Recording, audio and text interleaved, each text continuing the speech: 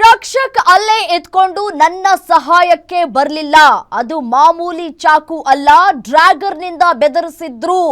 ರಜನಿಕಾಂತ್ ಸಿನಿಮಾದಲ್ಲಿ ಸುನಿಲ್ ಶೆಟ್ಟಿ ಹತ್ರ ಒಂದು ಡ್ರ್ಯಾಗರ್ ಇರುತ್ತಲ್ಲ, ಅದೇ ರೀತಿಯಾಗಿತ್ತು. ಒಂದು ಸಲ ಹೊಟ್ಟೆಗೆ ಚುಚ್ಚಿದ್ರೆ ಪ್ರಾಣ ಹೋಗ್ಬಿಡುತ್ತೆ ಅಂತ ಹೇಳಿ ಬೆದರಿಕೆ ಹಾಕಿದ್ದಾರೆ.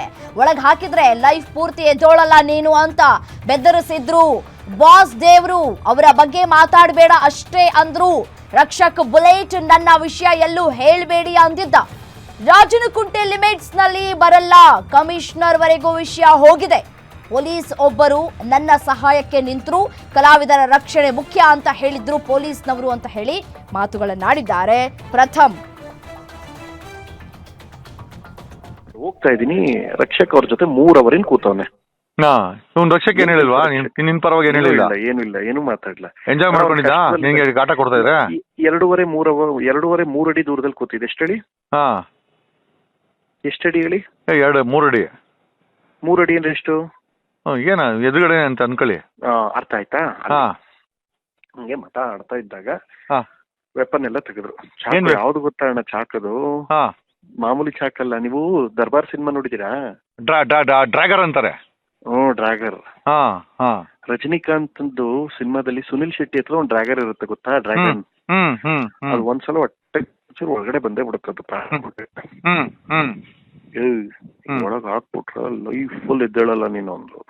ಸರ್ ನೀವು ತಪ್ಪಾಗಿ ಮಾತಾಡ್ತಾ ಇದ್ದೀರಿ, ಎಲ್ಲ ಮಾಡ್ಕೊಂಡಿಲ್ಲ ನಾನು. ಇವೆಲ್ಲ ಕಲಾವಿದರ ಲೈಫ್ ಮಾಡ್ತಾ ಇದ್ದೀನಿ.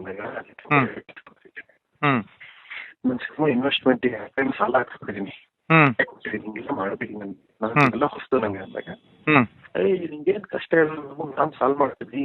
ಬಾಸ್ ಬಗ್ಗೆ ಮಾತಾಡಬೇಡ, ಬಾಸ್ ದೇವ್ರು ಅಷ್ಟೇ. ಈಗ ಒಂದ್ ಕೆಲ್ಸ ಮಾಡಿದ್ರೆ ಒಳಗ್ ಹಾಕ್ಬಿಟ್ರೆ ತಲೆನೇ ಬೇರೆ ರುಂಡನೇ ಬೇರೆ, ಮುಂದೆ ಏನ್ ಮಾಡ್ಕತ್ಯಾ? ಏನ್ ಕಿತ್ಕೊಳಕ್ ಆಯ್ತೆ? ಹಾಕ್ಲಾ ನೋಡ್ತ್ಯಾ? ಹಿಂಗಂತು. ಡ್ರ್ಯಾಗರಾ? ಹೌದು. ಏನ್ ಒಂದಿತ್ತ ಎಲ್ಲ ಹೋಯ್ತಾ? 1-2 ಗೊತ್ತಿಲ್ಲ, ಬಟ್ ಅದು ಕಣ್ ಮುಂದೆ ತೆಗೆದು ಓಪನ್ ಮಾಡಿ ಹಾಕ್ಬಿಡ್ಲಾ ಅನ್ನೋ ತರ ಬಂದ್ಬಿಟ್ಟಿತ್ತದು. ಅಣ್ಣ ನಾನಾಗೇನಾದ್ರು ನಿಮ್ಗೆ ಒಂದು ವಿಷಯ ಗೊತ್ತಾ? ಬುದ್ಧಿವಂತಿಕೆ ಅನ್ನೋದು ಒಂದು ಅಸ್ತ್ರ. ಯಾಕೆ ಅಂದ್ರೆ ಬುಲೆಟ್ ಅಲ್ಲೇ ಇದ್ನಾ? ಅವ್ನ 2.5-3 ಅಡಿ ದೂರದಲ್ಲಿ ಕೂತಿದ್ದ. ಏನು ಮಾತಾಡಿಲ್ಲ? ಏನು ಮಾತಾಡಲ್ಲ. ಅದಾದ್ಮೇಲೆ ಫೋನ್ ಮಾಡಿ, ಅಣ್ಣ ನನ್ ವಿಷಯ ಹೇಳಿ ಮಾತಾಡ್ಬೇಡಿ. ನಾನ್ ಹೇಳಲ್ಲಪ್ಪ, SP ಫೋನ್ ಮಾಡಿದ್ರು, ಅವ್ರು ಕೇಳಿದಾಗ ಇದ್ ಕೊಡ್ತೀನಿ. ನಾನಿಲ್ಲ ಅಂದ್ರೆ CDR ತೆಗಿಸ್ತಾರೆ, ಗೊತ್ತಾಗುತ್ತದು. ನಾನ್ ನಿಮ್ಮೇಲೇನ್ ಹೇಳಿಲ್ಲ. ಇನ್ 2 ದಿನ ಬಿಟ್ಟು ನಾನು ಮಾತಾಡ್ತೀನಿ. ನಾನು ಹುಷಾರ್ ತಪ್ಪುಟ್ಟೆ ನಿನ್ನೆಯಿಂದ. ಯಾಕೆ ಏನಾಯ್ತು? ಈಗ ತುಂಬಾ ಅಂದ್ರೆ ತುಂಬಾ ಅದು ಎಲ್ಲ ನಮ್ ಜಗದಲ್ಲಿ ಗಲಾಟೆ ಎಲ್ಲಿ ಬಂದಿದೆ ಬ್ರದರ್ ನಮ್ಮ ಹತ್ರ. ಈಗ ನಮ್ಮ ಮನೆಯವ್ರು ಗೊತ್ತಾರೆ. ಇವರು ಇನ್ಸ್ಪೆಕ್ಟರ್ ಮತ್ತೆ ರೂರಲ್ ಇನ್ಸ್ಪೆಕ್ಟರ್ ಫೋನ್ ಮಾಡಿದ್ ನಿಜನಾ? ಯಾಕಂದ್ರೆ ಅವರೇ ನನ್ಗೆ ಹೇಳಿದ್ರು. ಎಲ್ಲಾರು ಮಾಡಿದ್ರು. SP ಮಾಡಿದ್ರು. ಸಾದಿಕ್ ಪಾಷಾ ಅಂತ. ನೀವೆಲ್ಲ ಅನ್ಕತ್ರಿ ಎಲ್ಲಾ ಪೊಲೀಸ್ ಕೆಟ್ಟವ್ರು ಅಂತ. ಸಾದಿಕ್ ಪಾಷಾ ಅವ್ರು ಹೆಂಗ್ ಮಾಡಿದ್ರು ಗೊತ್ತಾ? Dear Pratham, sorry to hear this ಅಂತ ಒಂದು ಮೆಸೇಜ್ ಕಳ್ಸರು.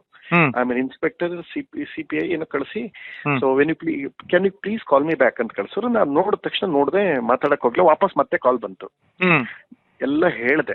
ನಿಜಾನ ಪ್ರಥಮ್, ನಮ್ ಹತ್ರ ದೊಡ್ಡಬಳ್ಳಾಪುರ ನ್ಯೂಸ್ ಅಂತ ಲೋಕಲ್ ನ್ಯೂಸ್ ಪೇಪರ್ ಅವರು ಮತ್ತೆ ಇನ್ನಿಬ್ರು ಯಾರೋ ಬಂದಿರು, ಅವ್ರು ಮಾಹಿತಿ ಕೊಟ್ಟಿದ್ದಾರೆ. ನಂಗೆ ಸತ್ಯನ ಸುಳ್ಳು ಹೇಳ್ಬಿಡಿ ಸಾಕು ಅಂದ್ರು. ನಿಮ್ ತಲೆಯಲ್ಲಿ ಏನಿದೆ ಅದನ್ನ ಹೇಳಿ, ನೀವು ಕಂಪ್ಲೇಂಟ್ ಕೊಟ್ರೆ ನಾವು ಮುಂದುವರಿತೀವಿ ಪ್ರಥಮ್. ಅದು ಅದಾದ್ಮೇಲೆ ನಾನು ಕಾಲ್ ಕಟ್ ಮಾಡಿ ಸರ್ ವಾಪಸ್ ಫೋನ್ ಮಾಡ್ತೀನಿ ಸುಮ್ಮನಾದೆ. ಅಷ್ಟೊತ್ತಿಗೆ SP 2 ಮಿಸ್ ಕಾಲ್ ಇತ್ತು, DYSPದು. ಮತ್ತೆ ಅಲ್ಲಿಂದ ಮುಂದೆ ಬರ್ಬೇಕಾದ್ರೆ ರಾಜನಕುಂಟೆ ಇನ್ಸ್ಪೆಕ್ಟರ್ ಪಾಪ ಮಾಡ್ಬಿಟ್ಟವ್ರೆ. ಸರ್ ನಮ್ ಲಿಮಿಟ್ಸ್ ಬರಲ್ಲ, ಆಲ್ರೆಡಿ ಕಮಿಷನರ್ ತನಕ ಹೋಗಿದಿ ಅಂತ, ಏನಿದು ಅಂತ ಕೇಳಿದ್ರು. ನಾನು ಹೇಳಿದೆ, ಸರ್ ಇದು ಚಿಕ್ಕಬಳ್ಳಾಪುರ ಆದ್ರೆ ನಿಮ್ ಲಿಮಿಟ್ಸ್ ಬರುತ್ತೆ, ದೊಡ್ಡಬಳ್ಳಾಪುರ ಬಂದು ಇವ್ರ ಲಿಮಿಟ್ಸ್ ಬರುತ್ತೆ. ಯಾರಿಗೆ? ಸಾದಿಕ್ ಪಾಷಾ ಅವ್ರ ಲಿಮಿಟ್ಸ್ಗೆ. ಅವರು ಅದಕ್ಕೆ ನಾನು ಅಂದೆ ಒಂದ್ ಮಾತು, ಸರ್ ನಾನೇ ಮಾತಾಡ್ತೀನಿ, ದಯಮಾಡಿ ವಿಷಯ ಇಲ್ಲಿದ್ ಬಿಡಿ. ನೀವೆಲ್ಲ ಬಹಳ ಕಷ್ಟ, ನಾನ್ ಪ್ರಾಣ ಉಳಿಸ್ಕೊಂಡ್ ಬಂದಿದೀವಿ ಅಂದಾಗ ಇದೆಲ್ಲ ಆಗ್ಬಾರ್ದು. ನೆಕ್ಸ್ಟ್ ನಾಳೆ ಇದೆಲ್ಲ ರೋಡಿಸಮ್ ಎಲ್ಲ ಕರ್ನಾಟಕದಲ್ಲಿ ಸರ್, ಚಿತ್ರರಂಗದಲ್ಲಿ ಯಾಕೆ ಸರ್ ಇವೆಲ್ಲ ಎಲ್ಲ 90s 80s ಸಿನಿಮಾದಲ್ಲಿ. ಇದೇ ವಿಚಾರಕ್ಕೆ ಸಂಬಂಧಪಟ್ಟಂತೆ ಮತ್ತಷ್ಟು ಮಾಹಿತಿಯನ್ನ ನೀಡ್ತಾ ಹೋಗ್ತಾರೆ ನನ್ನ ಕಲೀಗ್ ಕೀರ್ತಿ ಪಾಟೀಲ್. ಡೆಸ್ಕ್ ಇಂದ ನೇರ ಸಂಪರ್ಕದಲ್ಲಿ ಜಾಯಿನ್ ಆಗಿದ್ದಾರೆ. ಕೀರ್ತಿ, ಇಡೀ ಕಾನ್ವರ್ಸೇಷನ್ ಅನ್ನ ನಾವು ಕೇಳಿಸ್ಕೊಂಡ್ವಿ. ನಟ ಪ್ರಥಮ್ ಮತ್ತೆ ಜಗದೀಶ್ ಅವರ ಕಾನ್ವರ್ಸೇಷನ್ ಯಾವ ರೀತಿಯಾಗಿತ್ತು ಅನ್ನೋದು ಕೇಳಿಸ್ಕೊಂಡ್ವಿ. ಮತ್ತೆ ಇಲ್ಲಿ ರಕ್ಷಕ್ ಪಾತ್ರ ಏನು ಅನ್ನೋದು ಬಹಳ ಪ್ರಾಮುಖ್ಯತೆಯನ್ನ ಪಡೆದುಕೊಳ್ಳುತ್ತೆ. ಮತ್ತೊಂದು ಕಡೆ ಮೇಡಮ್ ಕರೀತಾ ಇದ್ದಾರೆ ಬಾ ಅಂತ ಹೇಳಿದ್ದಾರೆ. ಆ ಮೇಡಮ್ ಯಾರು ಅನ್ನೋದು ಕೂಡ ಇದೀಗ ಕುತೂಹಲಕ್ಕೆ ಕಾರಣವಾಗ್ತಾ ಇದೆ. ಇಡೀ ಪ್ರಕರಣದ ಬಗ್ಗೆ ಡೀಟೇಲ್ಸ್ ಕೊಡ್ತಾ ಹೋಗೋದಾದ್ರೆ ರಮ್ಯಾ ಅವರೇ, ಮೊದಲನೇದಾಗಿ ನಾವು ಏನು ಸ್ಪಷ್ಟನೆ ಅಂತ ಹೇಳಿದ್ರೆ, ಇಲ್ಲಿ ದರ್ಶನ್ ಹಾಗೂ ಪ್ರಥಮ್ ಇಬ್ಬರ ನಡುವೆ ಏನೂ ಆಗಿಲ್ಲ. ಬದಲಿಗೆ ಪ್ರಥಮ್ ಹಾಗೂ ದರ್ಶನ್ ಫ್ಯಾನ್ಸ್ ನಡುವೆ ಇಲ್ಲಿ ಜಟಾಪಟಿ ನಡೆದಿರುವಂಥದ್ದು.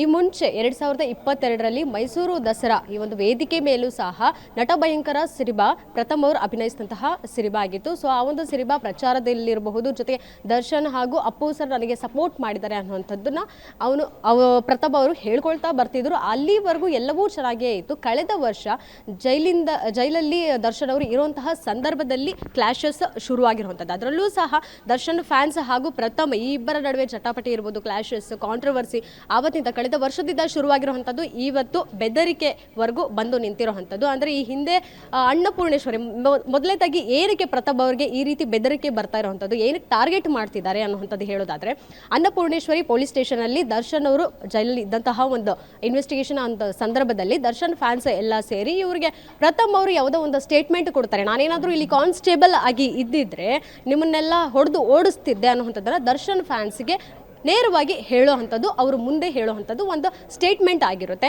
ನಿಮ್ಮ ತಂದೆ ತಾಯಿಗೆ ಒಂದು ಹೊತ್ತು ಊಟ ಹಾಕುವಂತಹ ಯೋಗ್ಯತೆ ನಿಮಗಿಲ್ಲ, ಇಲ್ಲಿ ಬಂದು ನಿಂತ್ಕೊಂಡು ಟ್ರಾಫಿಕ್ ಜಾಮ್ ಮಾಡ್ತೀರಾ, ಎಲ್ರಿಗೂ ತೊಂದರೆ ಕೊಡ್ತೀರಾ, ಮಾಧ್ಯಮದವ್ರಿಗೂ ತೊಂದರೆ ಕೊಡ್ತೀರಾ, ನಮಗೂ ಜನಸಾಮಾನ್ಯರಿಗೂ ಸಹ ನೀವು ತೊಂದರೆ ಕೊಡ್ತೀರಾ ಅನ್ನೋವಂಥದ್ದು ಒಂದು ಸ್ಟೇಟ್ಮೆಂಟ್ ಆವತ್ತಿಂದ ದರ್ಶನ್ ಫ್ಯಾನ್ಸ್ ಇರಬಹುದು ಅದು ಮನಸ್ಸಲ್ಲಿ ಇಟ್ಕೊಂಡು ಅವ್ರನ್ನ ಟಾರ್ಗೆಟ್ ಮಾಡ್ತಿರುವಂಥದ್ದು. ಇನ್ನು ಇತ್ತೀಚೆಗಷ್ಟೇ ಫಸ್ಟ್ ನೈಟ್ ವಿತ್ ದೆವ್ವ ಅಂತ ಸಿನಿಮಾ ಒಂದು ಸುದ್ದಿಗೋಷ್ಠಿ ನಡೀತು. ಈ ಒಂದು ಸುದ್ದಿಗೋಷ್ಠಿಯಲ್ಲೂ ಸಹ ಪ್ರಥಮ್ ಅವರು ಒಂದು ಹೇಳಿಕೆಯನ್ನು ಕೊಡ್ತಾರೆ, ದರ್ಶನ್ ಅವರಲ್ಲ, ದರ್ಶನ್ ಫ್ಯಾನ್ಸ್ ಅವರು ಅಲ್ಲ, ಆದರೆ ದರ್ಶನ್ ಫ್ಯಾನ್ಸ್ ಅನ್ನುವಂತಹ ಒಂದು ಫೇಕ್ ಅಕೌಂಟ್ ಇಟ್ಕೊಂಡಿರ್ಬೋದು, ಅಥವಾ ದರ್ಶನ್ ಫ್ಯಾನ್ಸ್ ಅನ್ನುವಂತಹ ಫೇಕ್ ಫ್ಯಾನ್ಸ್ ಅನ್ನುವಂಥದ್ದು ಬೇರೆ ಯಾರೋ ಇರ್ತಾರೆ ಅಪರಿಚಿತರು, ಅವರು ನನ್ನನ್ನು ಟಾರ್ಗೆಟ್ ಮಾಡ್ತಿದ್ದಾರೆ, ಪ್ರತಿದಿನ ಮನೆಗೆ ಬರೋದು, ಕಲ್ಲು ತೂರಾಟ ಇರಬಹುದು, ನನ್ನ ಟಾರ್ಗೆಟ್ ಮಾಡುವಂಥದ್ದು, ಬೆದರಿಕೆ ಇರ್ಬೋದು, ಜೊತೆಗೆ ನಾನು ಅಭಿನಯಿಸಿರುವಂತಹ ಈ ಸಿನಿಮಾ ರಿಲೀಸ್ ಆಗಬಾರ್ದು ಅನ್ನುವಂಥದ್ದನ್ನು ಪ್ರತಿ ಬಾರಿ ನನಗೆ ಚುಚ್ಚಿ ಹೇಳ್ತಿರೋವಂಥದ್ದು. ಎಲ್ಲೇ ಹೋದರೂ ಯಾವುದೇ ಕಾರ್ಯಕ್ರಮಕ್ಕೂ ನಾನು ಓಪನಿಂಗ್ ಸೆರೆಮನಿ ಇರಲಿ ಅಥವಾ ಪರ್ಸ್ನಲ್ ಆಗಿ ಯಾವುದೇ ಒಂದು ಕಾರ್ಯಕ್ರಮಕ್ಕೆ ಈವೆಂಟ್ಗೆ ಹೋದ್ರೂ ಸಹ ನನ್ನ ಟಾರ್ಗೆಟ್ ಮಾಡ್ತಿದ್ದಾರೆ, ನನಗೆ ಯಾವಾಗ ಏನಾಗುತ್ತೆ ಅನ್ನುವಂಥದ್ದು ಗೊತ್ತಿಲ್ಲ ಅನ್ನೋದನ್ನ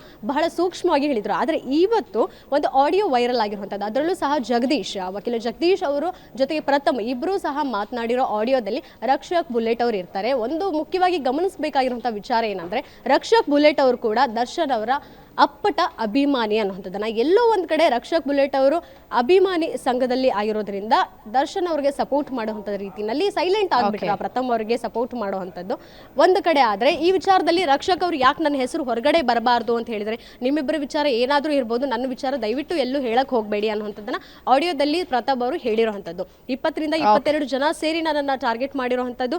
ಅವತ್ತು ಏನಾದರೂ ಹೆಚ್ಚು ಕಮ್ಮಿ ಆಗಿದ್ರೆ ನಾನು ನಿಜಕ್ಕೂ ಏನೋ ಆಗ್ತಿದೆ, ನನ್ನ ತಂದೆ ತಾಯಿ ಈ ವಿಚಾರ ತಿಳ್ಕೊಂಡ್ರೆ ಊರಿಗೆ ಬಂದ್ಬಿಡು, ಏನು ಬೇಡ, ನೀನು ಸ್ಟಾರ್ ಆಗೋದು ಬೇಡ, ಏನು ಆಗೋದು ಬೇಡ, ಊರಿಗೆ ಬಂದು ಇಲ್ಲಿ ವ್ಯವಸಾಯ ಮಾಡ್ಕೊಂಡು ಇರೋಣ ಅನ್ನುವಂಥದ್ದನ್ನ ತಂದೆ ತಾಯಿ ಪ್ರಥಮ್ ಅವ್ರಿಗೆ ಹೇಳ್ತಿದ್ದಾರೆ. ಆದರೆ ಕೊನೆಯದಾಗಿ ಪ್ರಥಮ್ ಅವರಿಗೆ ಈ ಒಂದು ಕನ್ಕ್ಲೂಷನ್ ಕೊಡೋದಾದರೆ, ಏನಾದರೂ ಸೆಕ್ಯೂರಿಟಿ ಬೇಕಾ, ಖಂಡಿತವಾಗ್ಲೂ ಏನಾದರೂ ಕಲಾವಿದರಾಗಿ ಸೆಕ್ಯೂರಿಟಿ ಬಯಸ್ತಾರಾ ಅನ್ನುವಂಥದ್ದು. ಆದರೆ ಯಾವ ರೀತಿ ಅವಕಾಶ ಇರಬಹುದು, ಮುಂದಿನ ದಿನಗಳಲ್ಲಿ ಇವರು ಸಿರಿಬಾಗಿ ಏನಾದರೂ ಪ್ರಾಬ್ಲಮ್ ಆಗಬಹುದಾ ಅಥವಾ ಇವ್ರ ಪ್ರಾಣಕ್ಕೆ ಏನಾದರೂ ಪ್ರಾಬ್ಲಮ್ ಆಗುತ್ತಾ ಅನ್ನುವಂಥದ್ದನ್ನು ಅವರ ಸೆಕ್ಯೂರಿಟಿ ಯಾವ ರೀತಿ ಪಡೆದುಕೊಳ್ತಾರೆ ಅನ್ನೋದನ್ನ ಕಾದು ನೋಡಬೇಕಾಗಿದೆ. ರಮ್ಯಾ, ಓಕೆ, ಥ್ಯಾಂಕ್ ಯು ತಮ್ಮೆಲ್ಲ ಮಾಹಿತಿಗಾಗಿ ಕೀರ್ತಿ.